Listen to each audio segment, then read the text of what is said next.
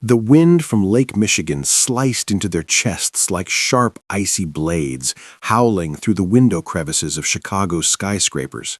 It was the typical December wind of the Windy City, a wind that didn't just freeze the skin, but seeped into the very core of one's soul, reminding the poor of winter's brutal severity.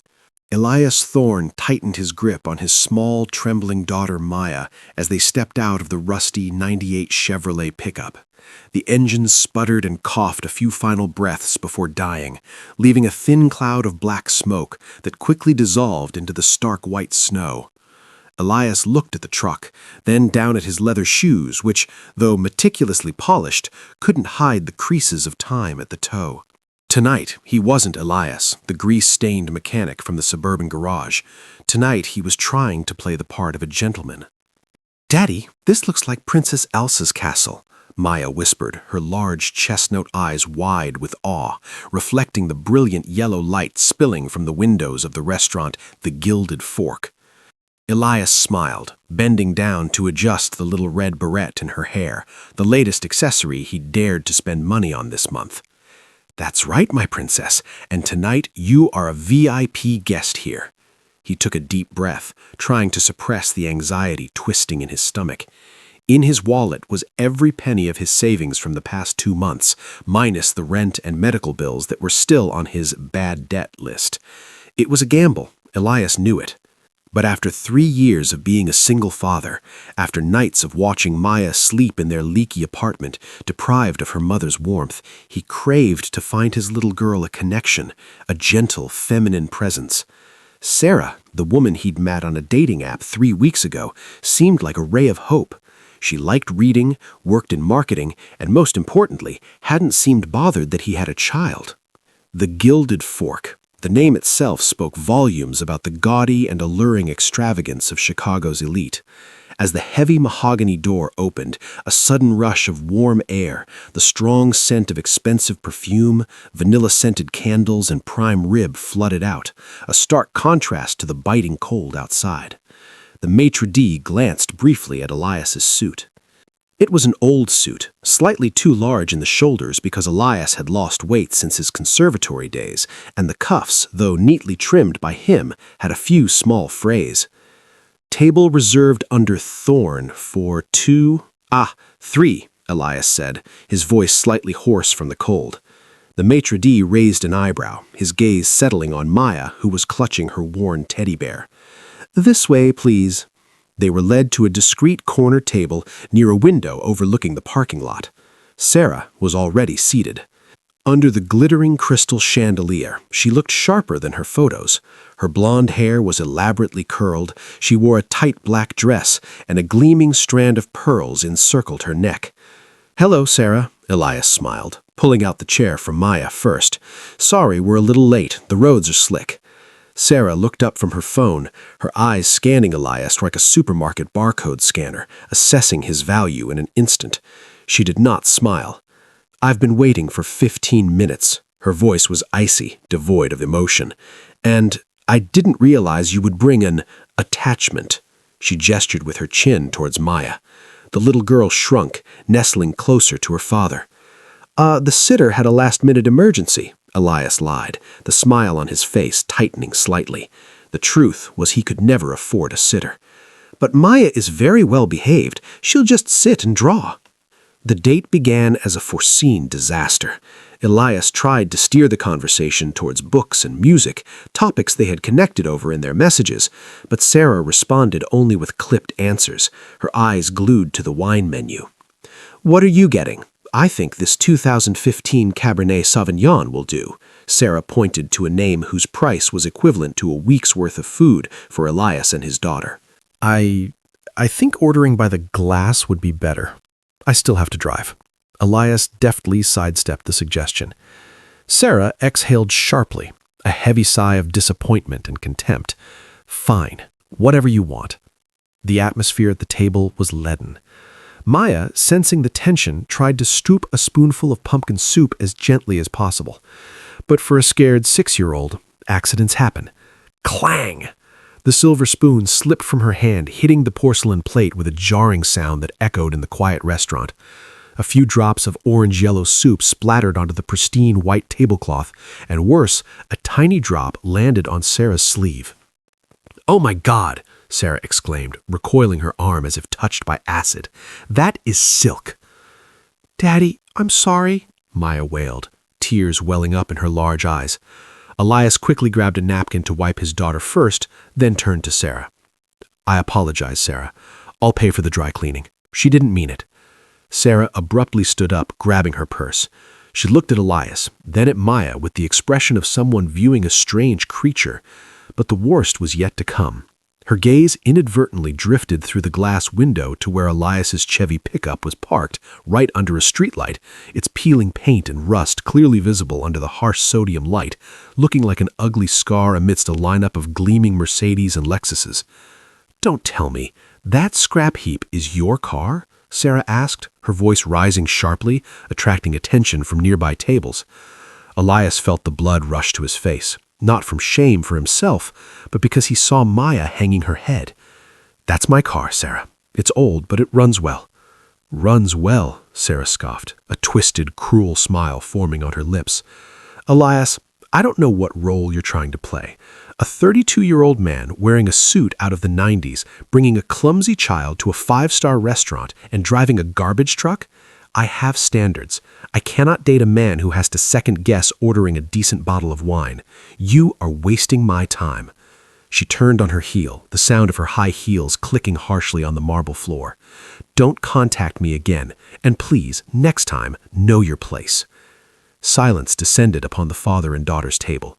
The curious, pitying, and even mocking glances from around the room felt like pinpricks on Elias's skin. He looked at Maya. She was sobbing silently, tears streaming down her cheeks, falling onto her old teddy bear. "She hates me, doesn't she, Daddy?" Maya asked, her voice choked with tears. "Because I stained her shirt?" Elias's heart shattered. He wanted to stand up, to shout at Sarah, to flip the table over, but he was a father. He took a deep breath, swallowing the bitterness and humiliation, transmuting it into the warmest, if slightly strained, smile he could manage. He reached out to wipe his daughter's tears. "No, Maya, she doesn't hate you. She just has bad taste." Elias winked, trying for a bit of humor. "You know what? She just missed the chance to have dinner with Princess Elsa and the handsomest bodyguard in Chicago. That's her loss." Elias picked up the menu, glancing at the prices that made his head spin. But then he looked into Maya's red-rimmed eyes. Tonight, he had been humiliated, trampled upon, but he would not let his daughter feel that she was the cause of their misfortune. He waved for the waiter, his voice suddenly steady. "I'll have the Wagyu beef, medium rare, and a side of truffle mashed potatoes. Oh, and the richest, creamiest hot chocolate you have for this young lady." The waiter looked surprised, but nodded and took the order. Elias did the math in his head. This meal would wipe out all the money he had. Tomorrow, he might have to eat instant noodles all week, or worse, face his landlord. But right now, seeing Maya's small smile at the mention of hot chocolate, he decided it was worth it. While Elias and Maya were enjoying the most luxurious dinner of their lives, another crisis was erupting near the restaurant's central stage area. Julian, the Gilded Fork's exclusive pianist, was standing with his arms crossed, his face flushed with anger. He wore a slick tuxedo, his hair greased back, exuding the arrogance of a man who believed he was the center of the universe. "How many times have I told you, Henri?" Julian bellowed at the restaurant manager, a middle-aged man who was visibly sweating. "That Steinway, the G and the third octave is out of tune. It's pitchy. How can I perform for the Sterling Group executives with this piece of junk?" "Julian, please," Henri pleaded, hands clasped. "Mrs. Sterling and the board members are on their way. Only 10 minutes left. Can't you just play for now? I'll call the tuner tomorrow." "Play for now?" Julian sneered. "My reputation is not for playing for now. And furthermore, I demand a $500 bonus tonight, immediately. Cash." "What? We had an agreement." "No agreement. $500 or no music. I'm leaving." True to his word, Julian snatched his fur-trimmed coat and strode toward the back door, leaving Henri frozen in the middle of the empty stage. The restaurant descended into an unnerving silence. The clinking of cutlery suddenly seemed crude without the backdrop of soothing music. Elias, who was cutting Maya's steak, had heard everything. He looked at Henri, who was frantically running his hair through his hair, and then at the gleaming black Steinway grand piano sitting solitary on the wooden platform. It was a masterpiece, a sleeping monster that any pianist longed to touch. It had been 3 years since his wife passed away, and he sold their piano to pay hospital bills. Elias hadn't touched a real keyboard since. He only played on imaginary keys in the air during sleepless nights. And $300 for the rent. That figure danced in his mind. Elias put down his knife and fork. He looked at Maya, who was happily preoccupied with her hot chocolate. "Maya, you stay here and eat, okay? Daddy has a little job to do, just over there." "Where are you going, Daddy?" "I'm going to earn you some extra dessert money." Elias stood up, adjusted his vest, and walked toward the stage. As he approached, Henri was holding his phone, his hand trembling as he prepared to call someone. "Excuse me," Elias said, his voice low and calm. Henri turned, looking at Elias with irritation. "Sir, if you have a complaint about the food, please wait a moment. I have an emergency situation."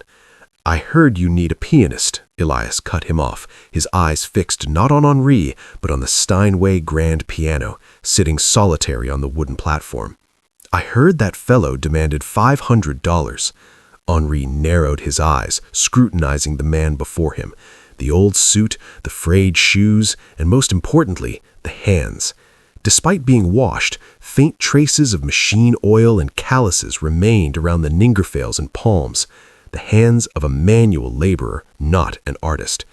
"You play the piano?" Henri asked, his tone full of suspicion. "I do," Elias replied, simply. "I'll play for you tonight. I don't need $500. I need $200. Cash, right after I finish playing." "Are you joking?" Henry gave a weak laugh. "This is the Gilded Fork. We cater to the elite. I can't let a patron—" "I apologize, but you don't look like someone who plays classical music." "Do you have another choice?" Elias countered, his eyes sharp. "The board is about to arrive. Do you want them to hear the clinking of cutlery or music? That Steinway G note in the 3rd octave is out of tune, he was right, but I know how to play around it or turn it into part of the music. Give me 5 minutes. If I fail, you can throw me out and I'll pay double for my dinner." The main door of the restaurant opened. A group of people in expensive tailored suits walked in. Leading them was a woman with a tightly bunned chestnut brown hair, her posture exuding cold, powerful authority with every step. Olivia Sterling. Henri's face went pale. He had no choice. "Fine, $200, but if you mess this up, I'll call security to drag you out." Elias nodded. He stepped onto the platform. As he sat down on the bench, the familiar feeling rushed back. The scent of ebony wood, the coolness of the keys, the reflection of the light on the piano lid. He closed his eyes for a second. He was no longer Elias the mechanic. He was Elias Thorne, who had silenced the Juilliard Auditorium 10 years ago. He placed his hands on the keys. Not Mozart, not Beethoven. Those were too safe, too formulaic for his current mood. He chose a jazz variation of La Vie en Rose, his late wife's favorite song. A song about seeing life through rose-colored glasses, a bitterly ironic sentiment given his current circumstances. The first note rang out, deep and profound. Elias started slowly. He didn't play with mere technique. He played with the pain of tonight's humiliation, the anxiety over money, and the boundless love for Maya. His calloused, rough hands glided over the ivory with astonishing agility. The fingers that once held wrenches and tightened bolts were now dancing, caressing each note, coaxing them out of the silence. The piece began as a sad whisper, then gradually exploded into improvised sequences, fierce and passionate. He transformed the familiar melody into something more raw, more exposed. The out-of-tune G note, instead of avoiding it, he leaned into it, transforming the discord into a choked sob, a painful yet beautiful accent. The entire restaurant gradually fell silent. The background chatter ceased. Olivia Sterling had just been seated at the VIP table. She was utterly bored. Another evening of listening to the same hollow flattery from partners, the soulless numbers of Q4 profit. She was about to order a strong drink to escape reality, but when the piano music started, her hand froze in midair. She looked up at the stage. There was no slick tuxedo, no perfectly styled hair, just a man in an old, slightly large suit, hunched over the keyboard as if pouring his very soul into it. Olivia saw those hands. Imperfect, rough hands, yet they created sounds that were hauntingly refined. The music was like an electric current running down her spine. It wasn't the bland background music usually heard here. It was a story. It had the taste of loss, of struggle, and of some fragile, lingering hope. Olivia felt her chest tighten. How long had it been since she had felt something this real? She glanced beside the stage. A small girl with a red bow was sitting at a table, her hands covering her face, her feet swinging to the rhythm, her eyes gazing at the man on stage with absolute adoration. Elias ended the piece with a gentle arpeggio, fading into the void like a wisp of smoke. For the first 3 seconds, the space was deathly silent. Then the applause erupted, not the polite scattered claps of courtesy, but loud, genuine bursts of applause. Several people had even stood up. Elias opened his eyes, as if waking from a dream. He saw the admiring gazes, but he also saw his own sense of dislocation. He did not belong here. The lights were too bright, the clothes too expensive, and this world was not his. He stood up, bowed hastily, and did not smile. He quickly walked down to Henri, who stood gaping. "My money," Elias said quietly, holding out his hand. Henri, still stunned, fumbled in his pocket and pulled out 2 $200 bills. "Wait, that was incredible. Would you consider—" Elias didn't wait for Henri to finish. He snatched the money, stuffing it into his pocket. He walked straight to his table, sweeping Maya into his arms. "Let's go, honey. Daddy's done." "You played so well, Daddy," Maya cheered. "Thank you, sweetie. Now let's go home." Elias quickly headed for the door, his head bowed, avoiding the eyes fixed on him. He felt like a thief who had stolen a moment of brilliance that wasn't his. At the VIP table, Olivia Sterling stood up abruptly. "Olivia, where are you going?" a board member asked. "I need to meet that artist," Olivia said, her voice urgent. She strode quickly through the aisles, her heels tapping a sharp rhythm on the floor. She pushed open the heavy wooden door, rushing out into the cold night. "Wait, sir!" Olivia called loudly, but all she saw were the red tail lights of an old pickup truck disappearing into the thick snow. The sound of the engine chugging faded away, leaving Olivia standing alone in the biting Chicago wind, snowflakes dusting her brown hair. She stood there for a long moment, staring into the empty space. In her mind, the haunting jazz notes of La Vie en Rose still resonated, and the image of the mechanic's calloused hands gliding over the ivory keys remained.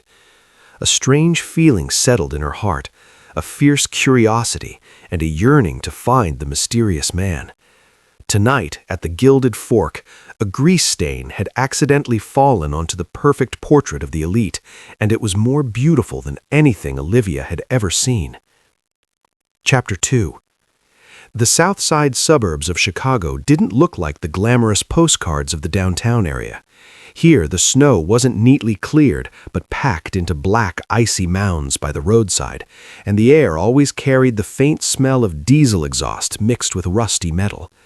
The Rusty Bolt garage was where Elias Thorne spent 12 hours a day crawling under old, dilapidated trucks.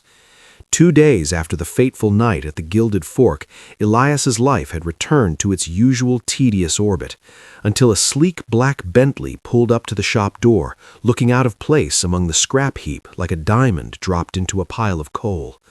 Olivia Sterling stepped out. She wore a camel-colored cashmere coat, her tall leather boots pristine. Elias, wiping his hands on a black greasy rag, froze. "You have the wrong place, ma'am," Elias said, trying to keep his voice level despite his racing heart. "We don't fix luxury cars here. You should go back downtown." "I'm not here to fix a car, Elias." Olivia removed her sunglasses, revealing her determined eyes. "I'm here for the pianist who ran away from my restaurant." She presented her offer, to become the exclusive artist for Sterling Corp's series of winter charity events. The fee she proposed was enough for Elias to pay off all his debts and move to a decent apartment. But Elias shook his head, a bitter smile on his oil-stained face. "Miss Sterling, look around." He spread his greasy hands wide. "This is my world. That night was an accident. I don't want my daughter, Maya, to be blinded by false glamour only to be disappointed when she has to come back here. We don't belong in your world." Olivia didn't give up. She returned the next day and the day after. But the real turning point didn't come from the numbers in the contract, but from a bleak late afternoon. That day, Olivia arrived while Elias was busy underneath a Ford F-150. In the corner of the shop, on a workbench cluttered with bolts, little Maya was chewing on her pencil, her face crumpled in despair over her math homework. "What is 7 times 8? Maya mumbled, tears threatening to fall. She had been sitting there for an hour. Elias heard her daughter, but couldn't slide out immediately because he was supporting a car axle. Suddenly, he heard a gentle voice speak up. 7 times 8 is 56. The little trick is to remember 5, 6, 7, 8 in order. 56 is 7 times 8. Elias slid under the car. Before him was a scene that left him speechless. Olivia Sterling, the powerful CEO, was squatted down on the oil-stained concrete right next to Maya's stool. Her expensive coat was draped casually over a pile of old tires. She held a pencil, patiently sketching illustrations on scrap paper for Maya to understand. "You're staining your dress," Elias said softly, his throat constricting. Olivia looked up, smiling, a kindness devoid of business calculation. "Clothes can be washed, Elias, but a child's education cannot wait. You fear my world will hurt her, but don't you see? We are all just people trying to solve life's difficult equations." In that moment, the thorny shell Elias had built up to protect his pride shattered. He saw in Olivia not a walking checkbook, but a woman willing to lower herself to his daughter's eye level. "All right," Elias sighed, holding out his hand, then quickly withdrawing it, remembering his grease-stained palm. But Olivia reached out and firmly grasped his calloused hand. "I'll play." Chapter 3. News of an unknown mechanic becoming the face of Sterling Corp's charity gala spread like wildfire through the company headquarters. And no one was more furious than Richard Vance, the company's vice president, who had always seen Olivia as a trophy he needed to conquer to consolidate his power. Richard stood in his glass-walled office on the 40th floor, looking down at the city with resentment in his eyes. He tossed the detective's file onto the desk. "A bankrupt mechanic," Richard sneered, taking a sip of scotch. "Deep in debt for his late wife's cancer treatment. Perfect. A perfect sob story to solicit donations." He launched his smear campaign. The next morning's tabloid screamed the headline: "CEO Sterling and the Blue-Collar Cinderella. Love or Gold Digger Ploy."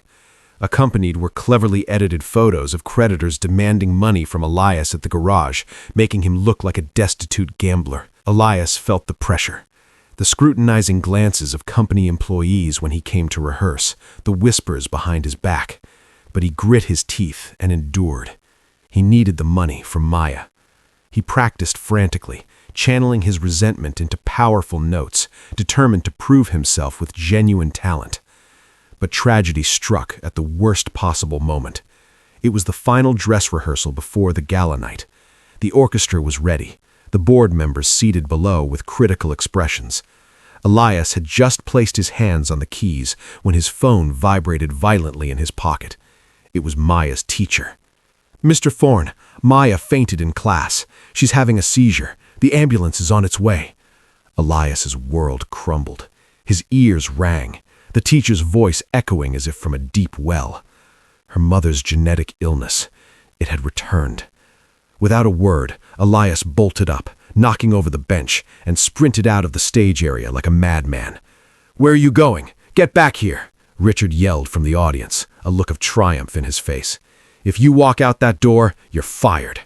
Elias didn't look back. "My daughter is more important than your damn contract." The door slammed shut, leaving chaos behind. Richard turned to Olivia, feigning a weary sigh. "See, Olivia? He's unprofessional, a lout who doesn't respect commitment. I'll draft the termination papers immediately to save the company's reputation." Olivia sat in silence, her hands clenched on the armrests of her chair. She looked at the empty piano bench, then at Richard. In her eyes was not the disappointment he expected, but deep anxiety, St. Mary's Hospital reeked of disinfectant and the steady beeping of the heart monitor. Elias sat slumped by the bedside, his hands clasped so tightly his knuckles were white, praying for a miracle he had stopped believing in since his wife's death. Maya lay there, small and pale, IV lines crisscrossing her thin arm. "Daddy, I'm sorry," Maya whispered faintly in her delirium. "I ruined your job again." "No, my love, no." Elias kissed her forehead, hot tears rolling down his cheeks. "You are the most important thing. I need nothing else but you." The hospital door creaked open. Elias didn't look up, thinking it was a nurse. "I don't have the money for the hospital bill right now, but I will figure it out. I'm not here to ask for payment." The voice made Elias freeze. He looked up. Olivia was standing there, still in her business clothes from the rehearsal, but her usual cold composure was gone. In her hands was neither a briefcase nor a contract, but a massive brown teddy bear, nearly as big as Maya. "Olivia," Elias stammered, I apologize about the rehearsal. I know I breached the contract. Just send the termination papers. I'll sign them." Olivia walked closer, placing the bear at the foot of the bed. She looked at Maya with an expression of sorrow, then turned to Elias. "Richard already drafted the termination papers," she said softly. "He said you were a business risk." Elias bowed his head, a bitter laugh escaping him. "He's right. I'm a risk. I'm a mess. But," Olivia continued, her voice growing firm, "I am the CEO, and I am the only one who can sign that paper." She took a folded piece of paper from her purse, the termination notice Richard had prepared. Right in front of Elias, she tore it in half, then into quarters. "I don't need a pianist who is perfect like a machine, Elias. I need a man who knows love, who knows pain, because only he can play music that touches the heart." She placed a hand on his shoulder, a gentle touch that conveyed strong warmth. "Stay with Maya tonight. Don't worry about the hospital bill. Sterling Corp employee insurance is excellent, and you are currently my most important employee." Elias looked up at Olivia. In that moment, in the cold, white hospital room, the distance between the mechanic and the billionaire CEO completely vanished. There were only two people finding a deep connection in their souls. Olivia's phone buzzed, a text from Richard. "What the hell are you doing? He's finished." Olivia powered down her phone, tossing it into her purse. She pulled a chair close to Elias. "Tell me about the song you were going to play," she said. "Or better yet, sing her a lullaby. I'll stay right here." And that night, in the cramped hospital room, an unspoken alliance was formed, not on legal paper, but through the rhythm of two hearts slowly becoming one, ready to face the storm awaiting them ahead. Chapter 4. Christmas Eve. The Palmer House Hilton was as dazzling as a jewel in the heart of Chicago. Thousands of crystal lights reflected off expensive gowns and bubbling champagne flutes. This was Sterling Corp's largest annual charity ball, where high society gathered to showcase their generosity. Elias stood by the artist's entrance, adjusting the bow tie on his neck. He was wearing the navy tuxedo that Olivia had personally selected for him. It fit him perfectly, accentuating his tall, lean, but strong build. Tonight, he was no longer a mechanic.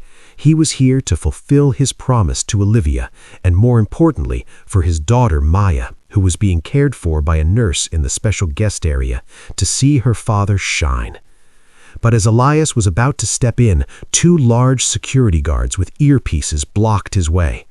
"Excuse me, Mr. Thorne, your name is not on the performance list," one said coldly. "Is there a mistake? I'm the main artist tonight," Elias frowned. "No mistake," a condescending voice rang out from behind. Richard Vance emerged from the shadows, a glass of scotch in his hand, a half-smug smile on his face. "A last-minute change of plans, Elias. We decided that an event of this caliber cannot feature a mechanic on stage. It would damage our brand image. So I invited someone more professional." Richard gestured with his chin toward the stage. Scattered applause erupted as Julian, the arrogant pianist from the restaurant, walked out to greet the audience with his familiar manufactured smile. "You?" Elias clenched his fist, anger surging in his chest. "Does Olivia know about this?" "Olivia is busy greeting the governor," Richard smirked, leaning in to whisper. "Know your place, mechanic. Take this $500 as compensation and disappear. Don't make me call the police to drag you out for causing a disturbance." On stage, Julian began to play a Beethoven sonata. His technique was flawless, his fingers running over the keys like a sewing machine, but it was soulless. The notes drifted away into the space, cold and hollow, just like his smile. The audience continued their conversations below, the clinking of cutlery even louder than the music. No one was truly listening. Olivia, standing amidst a circle of partners, suddenly frowned. She recognized this music. It lacked the grit, the pain, the life. She spun around to look at the stage and saw Julian. Heat rushed to her face. She scanned the area and caught Richard standing in the wings, smiling victoriously as security pushed Elias toward the door. "Excuse me, gentlemen," Olivia said to the governor, then strode straight onto the stage. The sharp click of her high heels on the wooden floor drew attention. Olivia walked directly to Julian, signaling him to stop playing. The artist looked bewildered and lifted his hands from the keys. Olivia took the microphone, a slight feedback squeal silencing the entire ballroom. "Distinguished guests," her voice rang out, sharp and full of authority. "We are gathered here tonight to honor humanitarian values, but I fear we are currently being treated to a pretense." She looked directly at a pale Richard in the wings, then down at the thousands of guests. "My vice president believes that a pair of grease-stained hands does not deserve to touch this Steinway. He believes that art is only for those of noble birth. But I ask you, what makes music? Is it an expensive tuxedo or the artist's soul?" The entire ballroom was silent. Olivia directed her gaze toward the side door, where Elias stood stunned. "The man I invited here tonight is a single father. He sold his piano to save his wife. He worked 12 hours a day in a smoke-filled garage to raise his daughter. And he has the most beautiful hands I have ever seen. Hands that can heal broken machines and broken souls." She smiled, her eyes gentle yet firm. "Elias, please." The two security guards looked at each other and automatically backed away. Richard stood paralyzed, the glass in his hand trembling. Elias took a deep breath, adjusted his jacket, and stepped into the light. As he sat down on the bench, Julian stormed off. Elias didn't look at the audience. He looked down at the front row. There, in a wheelchair covered with a warm blanket, sat Maya. She was still weak from her treatment, her tiny face tucked into a wool hat, but her eyes were shining brightly, and she gave her father a thumbs-up sign. That was all Elias needed. He placed his hands on the keys. Not classical, not jazz. He played the music he had written during sleepless nights watching over his daughter in the hospital and late nights working in the garage. The piece was called The Mechanic's Lullaby. The melody began with steady, low notes, mimicking the rhythmic thrumming of a car engine, of relentless, arduous labor. It sounded heavy, tired, like the steps of a man returning home after a long shift. But then his right hand began to weave in a pure, soaring melody, like the sound of a child's laughter. It was a dialogue between harsh reality and boundless love. The music was sometimes urgent like a blizzard, and sometimes gentle like a father soothing his child to sleep. Elias poured his heart out into every key press. He told the story of the grease stains that would never fully wash away, of instant noodle dinners, of the fear of seeing his child in pain, and of a fragile hope that had never died. No one spoke anymore. No more clinking cutlery. Sophisticated ladies quietly dabbed at their tears. Successful businessmen bowed their heads, perhaps remembering their own parents, or the days when they too had nothing. When the final note, a clear, high note that lingered then dissolved into the void, concluded, Elias remained still, his shoulders shaking slightly. 1 second of silence, then the applause exploded like thunder, louder than any ovation this ballroom had ever heard. Everyone stood up simultaneously. In the wings, Richard Vance realized he had lost completely. He hadn't just lost a game of power, he had lost to a force he would never understand: authenticity. He quietly retreated into the shadows and left the party, knowing that his letter of resignation would be on Olivia's desk tomorrow. Olivia walked onto the stage, unable to contain her emotion. She disregarded all social protocol, firmly taking Elias's hand and raising it high for the audience. It was an acknowledgement and a declaration. That night, Elias not only received a generous fee enough to pay off all his debts, but he also received something more precious: the world's respect for his true self. 1 year later. Spring came late to Chicago, but was vibrant. The snow melted, giving way to lush green lawns and cherry trees bursting with pink blossoms in Millennium Park. Elias no longer worked at the Rusty Bolt garage. With support from Olivia's charity foundation and the fame he gained after the charity ball, he opened the New Melody Music Center, a place that provides free music lessons to underprivileged children in the South Side. Today was Sunday. Sunlight poured down like honey onto the lawn.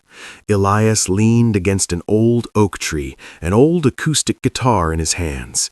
He played joyful, simple melodies. Beside him, Olivia lay with her head resting on his lap, her eyes closed, a thick novel in her hand. She wasn't wearing a stiff business suit, but a light floral dress, her hair flowing naturally in the wind. Her phone, once her constant companion, now lay dormant in her purse far away. She had learned to let go of work, to live in the present, thanks to Elias. Not far away, Maya was running and chasing fluttering butterflies. She was completely healthy now, her hair long, tied in 2 pigtails that bounced with every step. Her clear laughter echoed in the air, blending with her father's guitar playing. "What are you thinking about?" Olivia asked softly, without opening her eyes. Elias stopped playing, gently stroking the cherry blossoms that had fallen on her hair. He looked at Maya, then at the woman in his arms. "I'm thinking about that night at the restaurant," Elias smiled, "about the woman who rejected me because of an old pickup truck, and about the woman who squatted down on an oily floor to teach my daughter math." Olivia opened her eyes, her warm brown gaze meeting his. "It was the best investment of my life, Mr. Thorne. And Elias leaned down and placed a light kiss on her forehead, "I think I'm the richest man in the world." The spring wind blew through, carrying the scent of earth reborn. Elias looked back at the journey, from the cold, desperate winter days to this warm spring. He understood that happiness was not found in lavish parties or fleeting fame. Happiness was here, right now, in his daughter's laughter, in the embrace of his soulmate, and in the belief that even the most calloused hands can write the most beautiful love songs of a lifetime. The family portrait was complete under the cherry tree, closing the chapter of dark winter days and opening a new one full of light.